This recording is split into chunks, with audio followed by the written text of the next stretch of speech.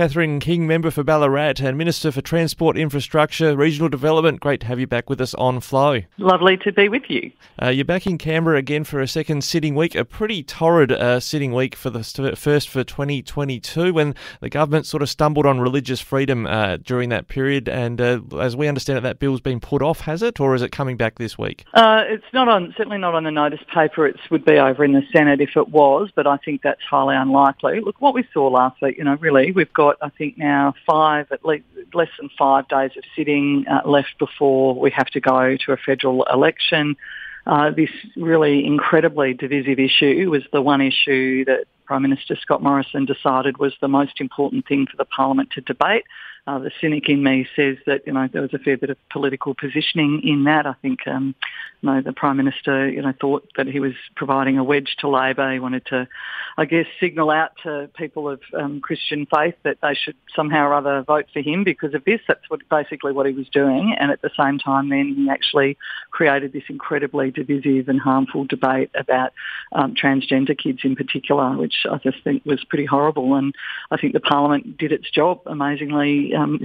Sometimes we can stand ourselves, and the Parliament did its job and just said, no, that's not going to be on. And with the Labor crossbench independents and some five Liberal MPs who were pretty courageous across the floor and basically said, look, we're going to amend this. If you're going to do that, then we're going to amend the Sex Discrimination Act to protect these kids. And the Prime Minister basically then took his bat and ball and went home and is now campaigning saying, it's terrible. So really, that was the mess that got created, but the Parliament did its job, and now it's, I think, pretty much the bill we won't see the light of day, certainly not before the election. What does that tell us about the state of the coalition government, in particular the Liberal Party, that I think it's 1984 was the last time that many MPs crossed the floor to vote against their own party on a bill?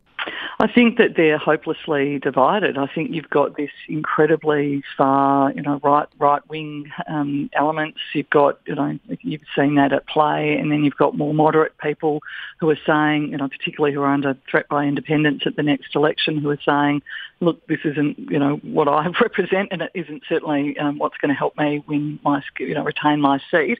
I just think they're hopelessly divided, really, and you're seeing that play out. You're seeing that play out now with leaks coming out of Cabinet, leaks of text messages. I could see they're in that sort of spiral of really not trusting and not liking each other very much, and it's now really on very public display. And I think it's pretty hard for them to govern when that's all that internal stuff's going on.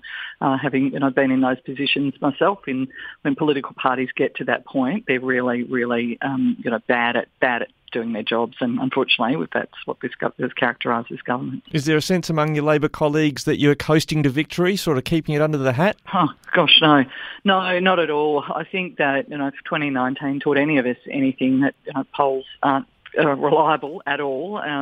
We know how hard it is for us to win from opposition. We know that we've got to hold all the seats that we currently have, and we have to pick up 8, and that's a really tough ask when you start to look around the country.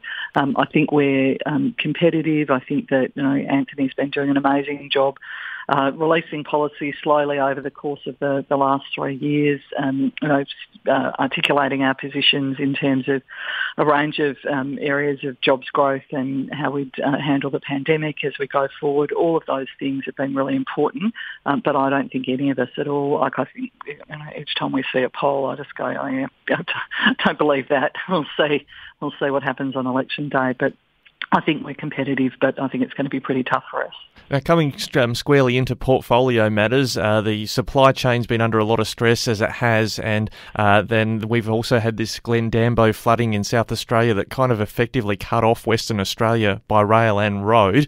One of your Labor colleagues, Eddie Hughes, in the seat of Giles in north-west South Australia, said when I asked him the national grid's been put under a stress test and failed, he agreed with that sentiment. Is that your view as well? Well, look, I think the problem is that we don't sort of have a national supply grid. We've sort of got this patchwork where we've had the federal government investing in infrastructure on a seat-by-seat basis, on an electorate basis, not actually saying where are our major freight and supply routes, what have we got to secure, what's our long-term investment in these. And I think that sort of strategy has been poorly lacking, and I think that's been part of the problem when you've got a government that is every single day focused on the politics of the job, not on what the actual job is, then that's the sort of outcomes that you get. I think that there's a real, problem that we saw the government, it took them, I think, almost 10 days to scramble to try and find some solutions to help with the supply chain, and they've since been going around patting themselves on the back for that. Where's the resiliency being built into our supply chains? Why aren't we actually looking at things? Labor's announced that one of the things that we think is really important is to have a strategic fleet, which is not that we would own some Australian ships, but we would have those on call on a lease basis, possibly, where we are able to immediately say, okay, there's an emergency here, we need to get some merchant ships in to provide supply, if that's at all possible, the same as we saw some of the merchant ships helping out during the 2019-2020 bushfire season, evacuating people really quickly. So having that strategic fleet on call. We'll have some announcements to make around sort of freight and supply routes, but I think it is a long-term proposition that the federal government needs to invest more and invest more strategically in those supply routes, whether it's freight, rail freight, or whether it's road freight, or whether it's by coastal shipping. We've actually got to look at how are our supply chains working and how we're securing them, and the fact that we had the circumstances that we did, where there was food shortages in a whole range of places that you would just not expect that to occur, I think is really a damning indictment on the government's failure to plan. Wasn't the intention of this Infrastructure Australia body to take the politics and the, strategic spending in certain electorates out of transport and infrastructure and make sure we did think strategically about the future? Yeah, exactly. They've been completely sidelined by the Morrison-Joyce government. They've literally been ignored in pretty much every single decision-making, and of course we've seen the only time they've actually had any interest in them is when Barnaby Joyce has appointed a friend, basically, to someone he knows very well from his own constituency as the chairperson for a 300,000 plus job. It's basically the only time we've seen Infrastructure Australia the government show any interest in them. I think it's been really problematic. We've again announced a major review of Infrastructure Australia. I think we've got to get it back on track, and it's exactly those sort of things, the big productivity changing infrastructure investments that Infrastructure Australia should be advising on. We also saw the government abolish the big future fund that existed for infrastructure. They basically took that and invested it somewhere else. So and they were the sorts of things Infrastructure Australia are advising on. So I think there's a lot of work to do to sort of try and get that back on track. Really focus on those productivity enhancing, important large scale infrastructure investments that the Commonwealth, really only the Commonwealth can make. I see the Australian Trucking Association has put out a call recently for the federal government to pay much more attention and to be much more strategic in terms of those supply routes. And I think, certainly it would be something I would agree with.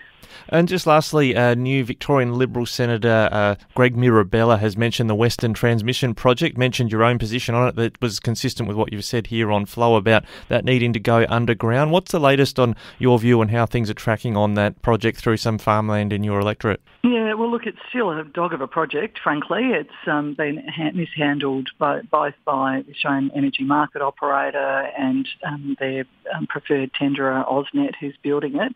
It's still got a long way to go. I think the application hasn't gone into the state or federal government. I'm not aware of Senator Mirabella's comments, but given his government will have a planning decision to make, it actually sits with both the federal and state governments for planning approval. I'll be interested to see what representations he's making again about that project.